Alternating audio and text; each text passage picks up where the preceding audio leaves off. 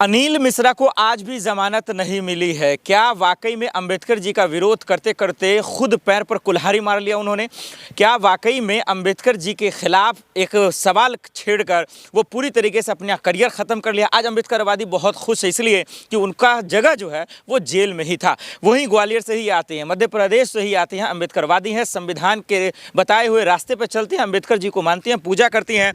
अंबेडकरवादियों कह रहे हैं कि भाई मेरी जीत है। अनिल मिश्रा जो अंबेडकर विरोधी थे और यही वजह है कि आज सलाखों के पीछे। कैसे देख रही हैं? देखिए सर, मैं खुशी है क्योंकि ये वो लोग बिल्कुल नहीं समझ सकते, ये हम लोग समझ सकते हैं जो जिन्होंने डॉक्टर अंबेडकर को पढ़ा है, जो समझते हैं कि डॉक्टर अंबेडकर ने कौन सी लड़ाई लड़ी है, कैसी लड़ाई लड़ी है, किन लोगों के लिए लड़ाई लड़ी है, और स्पेशली विमेंस।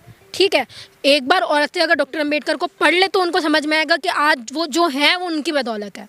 ठीक है, तो खुशी मुझे इस बात की है कि पहले भी हमने ये चीज़ बोली थी कि डॉक्टर अंबेडकर के विरोध में तुम राजनीति करना चाहो या कोई भाषण देना चाहो, तुम नहीं जी सकते इस देश में।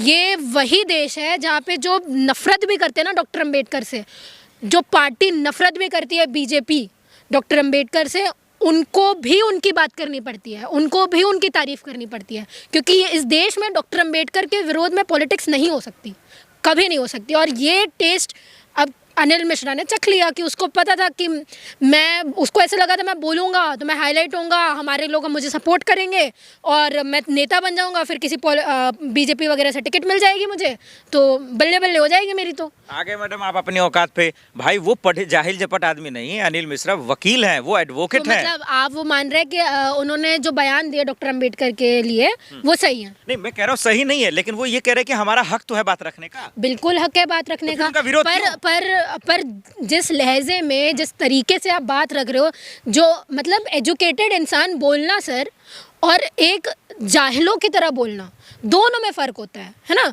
और जिस अभद्र तरीके से उन्होंने टिप्पणी की है डॉक्टर अंबेडकर के ऊपर, वो आप भी जानते हैं, आपसे भी नहीं छुपाया और हमसे भी नहीं छुपाया।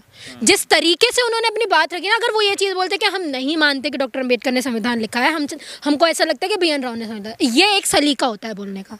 पर जिस अभद्रता के साथ में उन्होंने ये सारी चीज़ें बोली है तो खून खौलाने वाला है।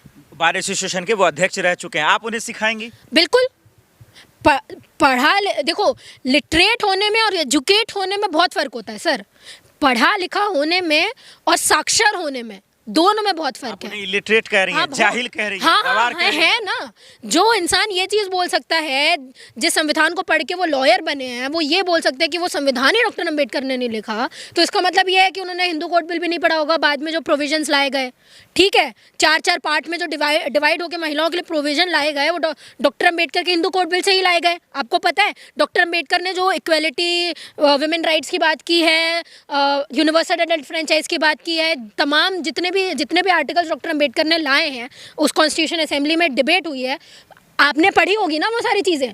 अगर इतना पढ़ने के बाद भी अगर आप ये चीज़ बोल रहे हो कि डॉक्टर अंबेडकर ने संविधान नहीं लिखा, इसका मतलब आपने पढ़ा नहीं है। पढ़ा होता तो ये बात ही नहीं करते आप।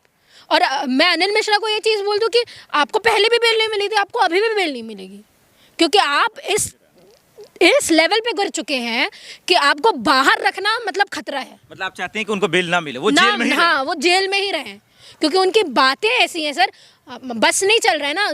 क्या है, अंबेडकरवादियों का और संविधान प्रेमी लोगों का प्रॉब्लम ही यही है कि वो संविधान के और बाय लॉ से जकड़े हुए हैं, उन्होंने अपने हाथ बांधे हुए हैं। और जो डॉक्टर अंबेडकर को मानते हैं वो लॉ भी बहुत अच्छे से फॉलो करते हैं, तो वो वायलेंस की तरफ नहीं उतरते कभी। अंबेडकर जी से उनको इतना नफरत क्यों पैदा हो गया दिलों में? ये वही लोग हैं ना सर, जो हमेशा से इस देश में सुपीरियर रहे हैं। ये वर्ण व्यवस्था मानने वाले लोग हैं, मनुवादी लोग हैं, मनुवादी मानसिकता वाले लोग हैं। इनके पेट का जो पानी है वो इसलिए खौल रहा है अभी, क्योंकि इनको पता है कि डॉक्टर अंबेडकर के आने के बाद में सारी पावर दलितों, शोषितों, पीड़ितों, महिलाओं के हाथ में चली